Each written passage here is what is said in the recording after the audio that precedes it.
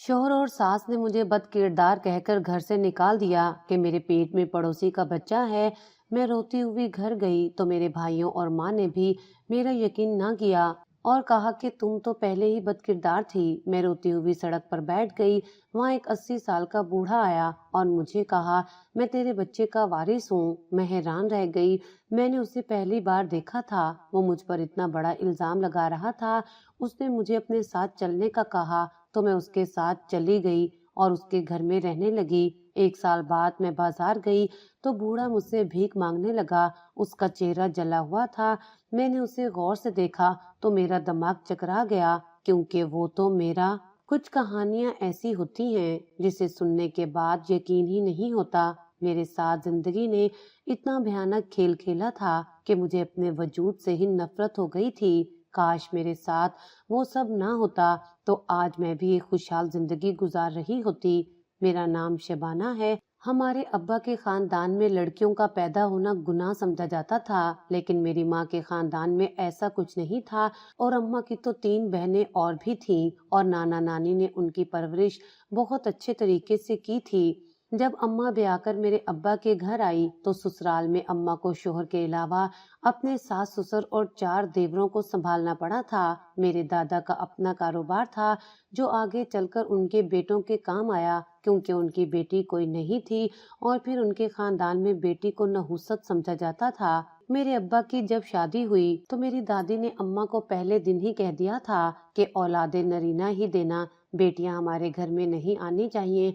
और मेरी अम्मा पहले दिन से ही सोच में पड़ गई थी कि औलाद लड़का हो या लड़की, ये औरत के हाथ में क्या, किसी इंसान के हाथ में भी नहीं होता। ये तो अल्लाह के फैसले हैं।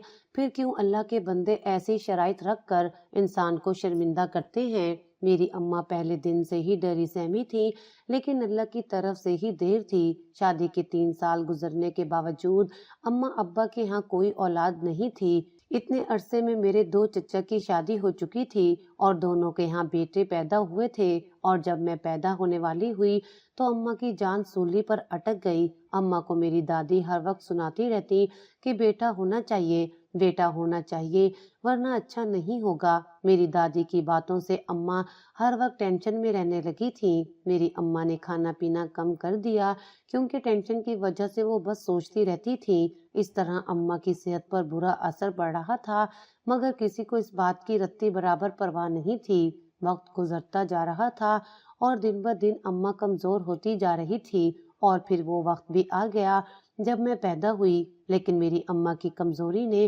बीमारी की शक्ल अख्तियार कर ली। मेरी पैदाइश की खुशी होने की बजाय सबको गम था। यहाँ तक कि मेरे सके बाप को भी इस बात का दुख था कि उसके यहाँ पहली औलाद बेटी पैदा हुई है। अब्बा ने कई दिन तक मेरी शक्ल नहीं देखी। दादी ने कभी मुझे गोद में नहीं लिया था। और सोने पे सुहागा ये था कि मेरी पैदाइश के 1 हफ्ते बाद अचानक से दादा की मौत हो गई। मरे तो वो रोड एक्सीडेंट में थे, मगर उनकी मौत की जिम्मेदारी मुझ पर डाल दी गई कि ये बच्ची मनहूस है, आते ही दादा को खा गई। इस तरह 8 दिन के अंदर अंदर ही मेरी नहुसत साबित कर दी गई थी। इस वाक्य के बाद तो जैसे दादी को मुझसे शदीद नफरत हो गई थी। वो मेरे रोने की आवाजें सुनती तो अम्मा को गालियां देने लग जाती और अम्मा बीमारी की हालत में मुझे संभालते संभालते थकने लगी थी। फिर ऐसे हुआ कि 6 महीने के अंदर अंदर ही अम्मा बिस्तर से लग गईं। सब खानदान वाले और मिलने वाले बातें बनाते थे कि जवानी में ही बिस्तर पकड़ लिया, ये बेटी की नहुसत है, वरना कौन सी माँ एक बच्चा पैदा करके बिस्तर को लग जाती है। मेरी अम्मा ये सब कुछ सुन सुनकर पागल होती जा रही थी। हर वक्त उदास और परेशान रहती, जिस वजह से दवाएं भी अम्मा पर असर नहीं करती थीं। फिर ऐसे हुआ कि जब मैं 1 साल की हुई, अम्मा मुझे इस दुनिया में अकेला छोड़कर चली गईं। अम्मा के जाते ही मैं बेआसरा हो गई। मेरे नाना नानी ने मुझे गोद लेने की बात की तो दादी ने ये कहकर उनसे हर ताल्लुक तोड़ दिया कि एक छोटी सी बच्ची को तुम लोगों के हवाले नहीं करूंगी, क्योंकि लोग बातें बनाएंगे कि एक बच्ची को नहीं पाल सके।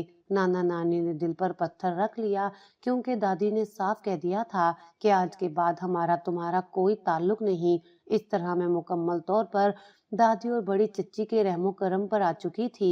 छोटी चच्ची तो मुझे हाथ तक नहीं लगाती थी कि मेरी नहुसत उनके बेटों को ना खा जाए। बड़ी चच्ची ने फिर भी मुझे संभाला, चाहे जैसे भी, मगर उसी ने मुझे पालना शुरू किया। मगर मेरे अब्बा को मुझसे कोई लगाव नहीं था, बल्कि दादी तो अम्मा का 40वां होने से पहले ही अब्बा के लिए नई दुल्हन देखने लग गई थी। मैं तो उस वक्त इतनी छोटी थी कि मुझे किसी चीज का इल्म ही नहीं था, लेकिन जैसे जैसे बड़ी होती गई, मेरे लिए मेरे अपनों के दिलों और नजरों में हिकारत और नफरत देखी गई। अब्बा की दूसरी शादी हो चुकी थी और आने वाली मेरी नई माँ ने जब शादी के 1 साल बाद बेटे को जन्म दिया तो उसकी वैल्यू और ज्यादा बढ़ गई। वो जो कहती मेरी दादी वही करती थी। मेरी नई माँ ने दादी से कहा कि शबाना वैसे ही मनहूस है, इसलिए इसे मैं नहीं पालूंगी, क्योंकि इस तरह इसकी नहुसत का साया मेरे बेटे पर पड़ेगा और वही तो आपके बड़े बेटे की नस्ल को चलाने वाला है। तो क्या आप चाहेंगी कि आपकी नस्ल तबाह हो जाए? मेरी दादी तो वैसे ही मुझसे नफरत करती थी। मैं 3 साल की हो चुकी थी, मगर कभी मेरी दादी ने मुझे अपने पास नहीं बिठाया था।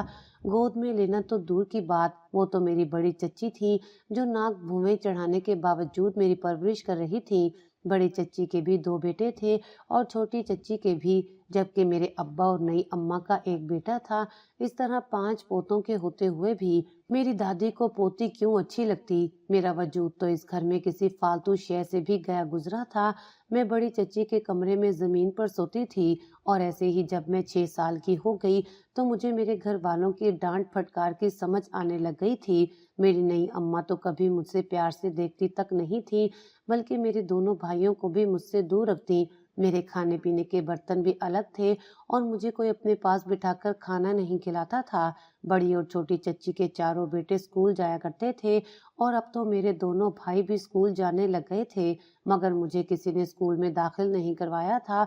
मैं सारा दिन बड़ी और छोटी चच्ची के कमरों में चक्कर लगाती रहती, कभी ये चीज उठाकर, कभी वो चीज उठा उठाकर उनको देती। इसी तरह घर वालों के काम करते करते मेरी जिंदगी गुजर रही थी। मैं 12 साल की हो चुकी थी और घर में मौजूद 6 भाइयों के काम करती थी। किसी के जूते पॉलिश करने होते तो किसी का टिफिन धोना पड़ता था, कभी किसी की डांट खाती तो कभी किसी के थप्पड़, मगर मुझे इतनी भी इजाजत नहीं थी कि मैं सांस भी अपनी मर्जी से ले सकूं। अब मैं स्टोर रूम में सोती थी, जहां एक तरफ एक पुराना पलंग रखा था जिस पर मैं सोती थी और एक टूटी हुई अलमारी थी जिसमें मेरे कपड़े और कुछ चीजें पड़ी थी। अब तो मुझे वहां सोते हुए भी डर नहीं लगता था, बल्कि मुझे अपने बिस्तर पर ही सुकून मिलता था। मैं सुबह सवेरे उठती थी और अम्मा के साथ काम करवाती, कभी बड़ी चच्ची के साथ और कभी छोटी चच्ची आवाजें दे देकर मुझे बुलाती थी। दादी का अब भी वही हाल था। मैं उनको एक आंख नहीं भाती थी, मगर उनके कमरे की सफाई करना मेरे जिम्मे था। मुझे अच्छी तरह से याद है, जब मुझे ठीक से सफाई करनी नहीं आती थी तो दादी मुझे कितना मारती थी। अब तो मैं बहुत ध्यान से काम करने की आदी हो गई थी। 16 साल की उम्र में किचन का काफी काम मैं सीख चुकी थी। साफ सफाई करना, बर्तन धोना और रोटियां पकाना मेरे जिम्मे ही था।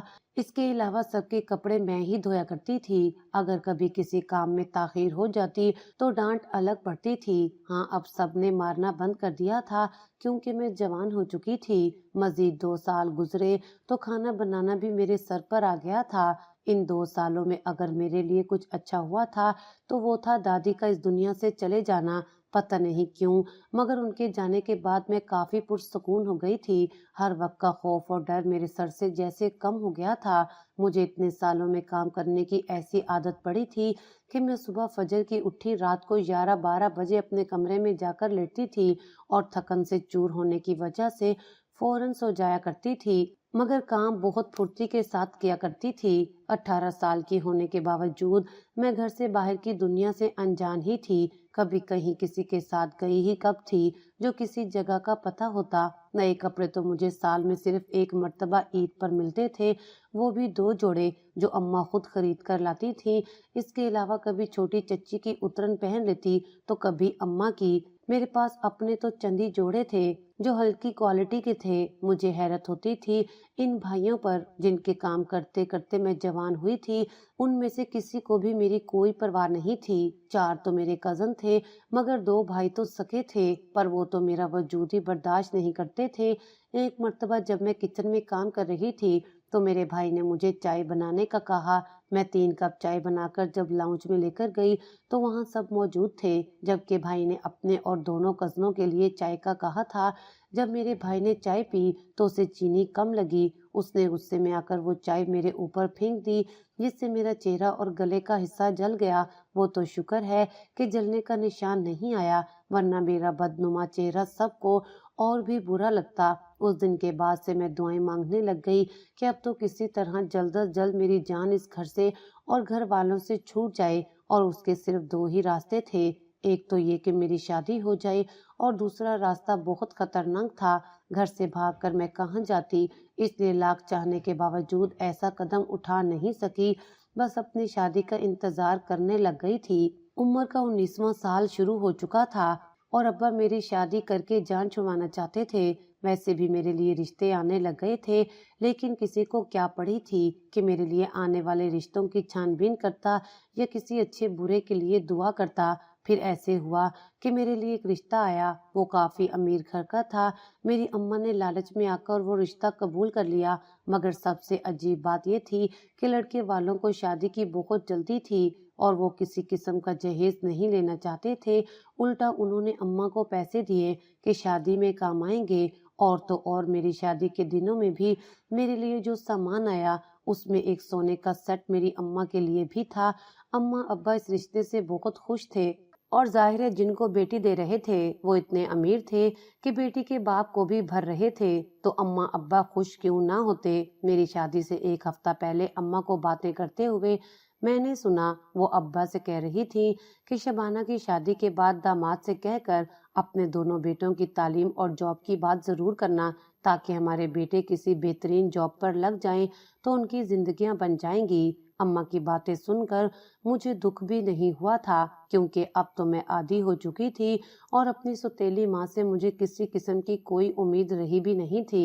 मैं तो बस ये सोचकर मुतमईन थी कि ब्याह कर इस घर से चली जाऊंगी तो शायद मेरी जिंदगी में सुकून आ जाए। जबकि मैं तो ये भी नहीं जानती थी कि मेरा होने वाला शोहर कैसा था और क्या करता था। बस इतना पता था कि एक अमीर घराने का इकलौता चश्मो चराग है। मुझे ये बात भी बड़ी अजीब लगती कि मेरे ससुराल वाले इतने अमीर हैं और अपने इकलौते बेटे की शादी कर रहे हैं, तो मुझ जैसी आम शक्लो सूरत वाली लड़की में उन्होंने आखिर क्या देखा। मगर शादी से 2 दिन पहले जब मुझे ये पता चला कि मेरे होने वाले ससुराल में मेरे होने वाले उमैर के अलावा कोई नहीं है, तो मुझे हैरत के साथ साथ थोड़ी खुशी भी हुई। अपने खुश होने पर मैं हैरान भी थी, मगर मैं जानती थी कि मेरी खुशी की वजह क्या है। दरअसल जब मुझे पता चला कि मेरे सास ससुर या नंद देवर नहीं हैं और उमैर अकेले हैं, तो मेरे दिल में ये ख्याल आया कि अपने घर में अकेली राज करूंगी तो किसी की कोई रोक टोक और ताने शाने नहीं होंगे, तो मेरी जिंदगी में भी सुकून आ जाएगा।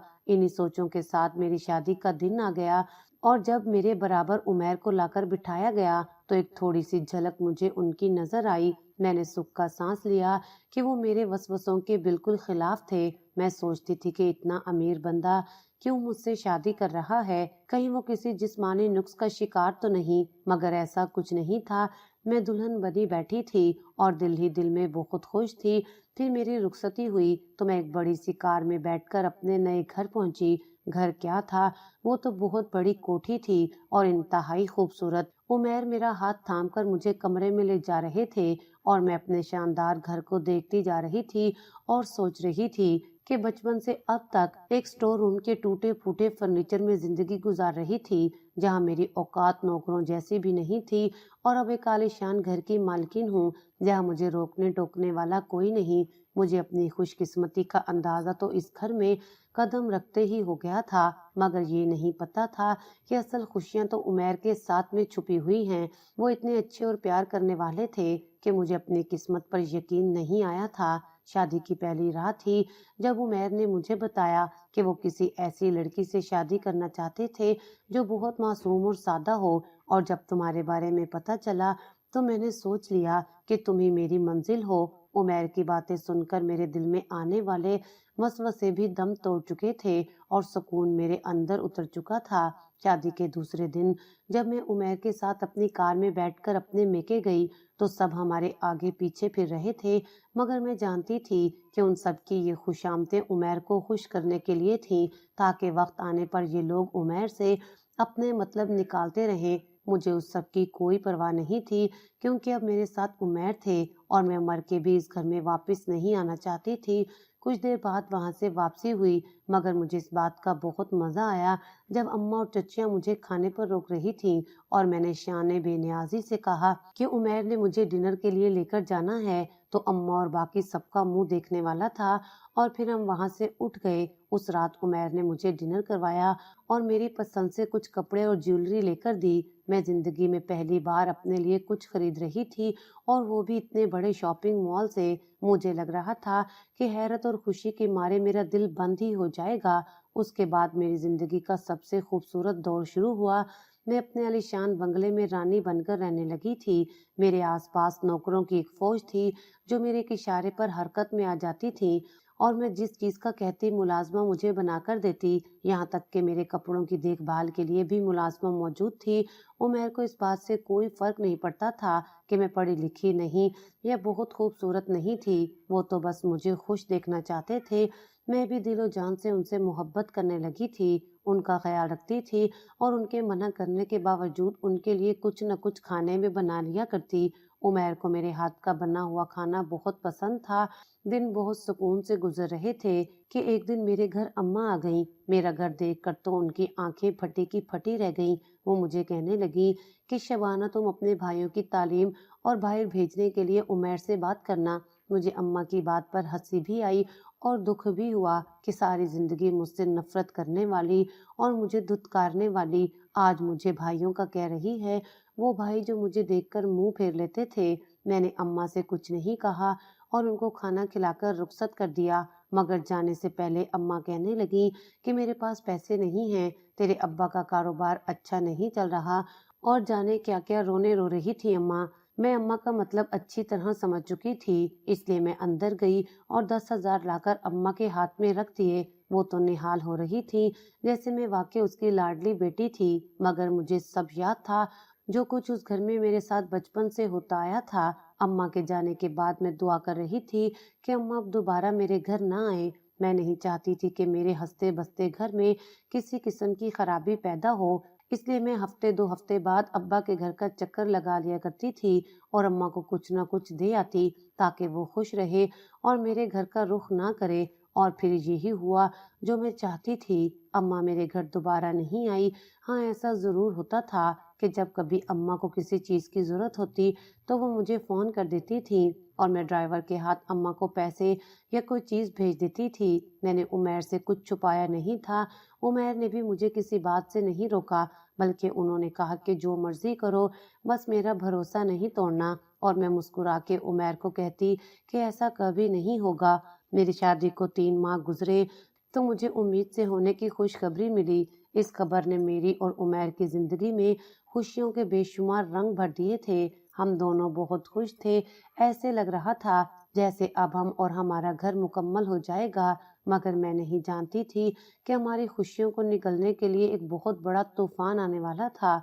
हुआ कुछ यूं कि जब इस खुशखबरी को 3-4 हफ्ते गुजरे तो एक दिन अम्मा का फोन आया।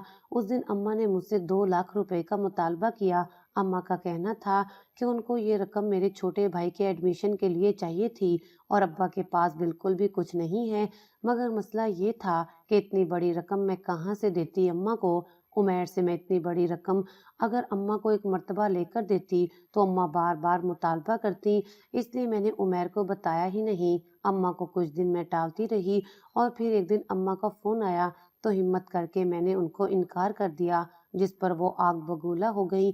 अम्मा ने मुझे फोन पर भी अपने एहसानात गिनवाना शुरू कर दिए जो मुझ पर कभी किए ही नहीं थे और जाने क्या कुछ कहती रहीं। आखिरकार फोन बंद हो गया। इस बात को 1 हफ्ता गुजर गया था, लेकिन अम्मा का दोबारा कोई फोन नहीं आया। मैंने शुक्र अदा किया कि अम्मा मेरी बात समझ गई हैं, मगर कयामत तो मुझ पर तब टूटी जब ठीक 2 दिन बाद उमैर घर आए तो बहुत गुस्से में थे और मुझसे बात तक नहीं कर रहे थे। मैं बहुत परेशान हो गई और उमैर से बार बार पूछने लगी कि आखिर ऐसा क्या गुनाह हो गया मुझसे, क्या आप मुझे ऐसे नज़रअंदाज कर रहे हैं। तब वो एकदम फट पड़े और मुझे कहने लगे कि मैंने उनको धोखा दिया है, उनके एतमाद को तोड़ा है। वो गुस्से और दुख में पागल हो रहे थे। मैंने पहली बार उनको ऐसे देखा था। उन्होंने मुझसे जो कहा वो किसी बिजली से कम नहीं था जो यकायक मुझ पर गिरी थी। वो कह रहे थे कि ये बच्चा किसका है, मेरा नहीं है, निकल जाओ मेरे घर से। और जाने क्या क्या बोल रहे थे जो मैं सुन नहीं पाई। मेरी आंखों के सामने अंधेरा छा गया और मैं चकराकर वहीं गिर पड़ी। कुछ देर बाद जब मुझे होश आया तो मेरे पास मुलाजमा बैठी थी और उमैर वहां नहीं थे। मुलाजमा कहने लगी कि वो बाहर चले गए थे। मैं मुलाजमा का सहारा लेकर अपने कमरे तक पहुंची और बिस्तर पर लेट गई, मगर 1 घंटे बाद उमैर आए और मुझे बाजू से पकड़कर उठा दिया। वो मुझे घर से निकलने का कह रहे थे और मैं रोती हुई उनके हाथ जोड़ रही थी कि इतना गंदा इल्जाम लगाकर मुझे मेरी जन्नत से मत निकालें, मगर उन पर तो गुस्सा सवार था। उन्होंने मेरी एक ना सुनी और मेन गेट से मुझे बाहर निकाल कर दरवाजा अंदर से बंद कर लिया। उस वक्त रात का अंधेरा छा चुका था। मैं काफी देर गेट के पास बैठी रही, फिर उठकर एक सिम चल दी। मुझे समझ नहीं आ रहा था कि उमैर ने वो सब क्यों कहा और ये भी समझ नहीं आ रहा था कि अब मैं जाऊं तो जाऊं कहाँ। मैं रेलवे स्टेशन पर चली गई क्योंकि मैं अब्बा के घर नहीं जा सकती थी जहाँ जिंदगी ने मेरा मजाक बनाकर रखा था। अब वहाँ इस हालत में जाती तो मेरा तमाशा ही बन जाता। मैं स्टेशन पर एक तरफ बड़ी बेंच पर बैठी थी कि एक बाबा मेरे पास आया और मेरे सर पर हाथ रखकर कहने लगा कि बेटी परेशान ना हो, क्या हुआ है, अगर तेरा कोई घर नहीं तो मेरे साथ चल, मैं ही तेरा वारिस हूँ। बाबा की बातें सुनकर मैं परेशान हो गई कि ये कौन है और खुद को मेरा वारिस क्यों कह रहा है। मैं खामोश बैठी रही तो बाबा ने फिर से मुझे मुखातिब किया और कहने लगा कि बेटी घबरा मत, मेरे साथ चल, यहाँ ऐसे बैठना मुनासिब नहीं। मैं बाबा की बातों पर परेशान तो थी मगर मेरे पास और कोई चारा ना था। मैं चादर संभालती हुई उठ गई और बाबा के साथ चली गई। स्टेशन से कुछ दूरी पर ही बाबा का छोटा सा घर था। दरवाजा खोलो तो घर में एक अम्मा भी थी, शायद वो बाबा की बीवी थी। मुझे उनको देखकर कुछ तसल्ली हो गई कि चलो घर में कोई औरत भी मौजूद है। अम्मा ने मुझसे मेरे हालात पूछे और मुझे दिलासा दिया। मैं वहीं उन दोनों के साथ रहने लगी। जब कुछ दिन गुजरे तो मुझे पता चला कि वो दोनों मियाँ बीवी अकेले रहते थे। उनके 2 बेटे थे जो शादी के बाद उनको छोड़कर अलग हो गए थे। बाबा जी स्टेशन पर मूंगफली बेचते थे और अम्मा जी घर में टोकरियां बनाने का काम करती थी। मुझे उन्होंने बेटी की तरह रखा, मेरा बहुत ज्यादा ख्याल रखते थे।